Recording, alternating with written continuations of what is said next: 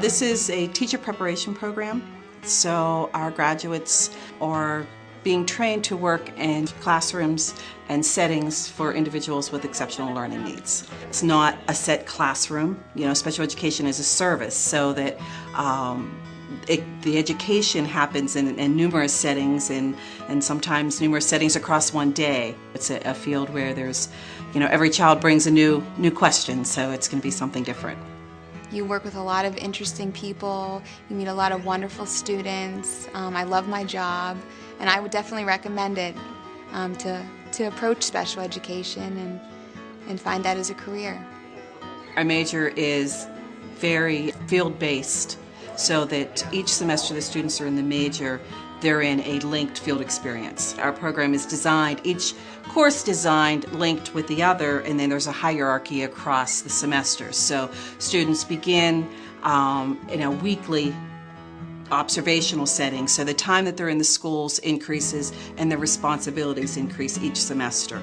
It's those in-school experiences and in-family experiences and the internships that Penn State provided me that, when you're in the classroom, it's much different than, when you're sitting in a lecture hall or, a small class on campus. So it's that real-world experience that I was given.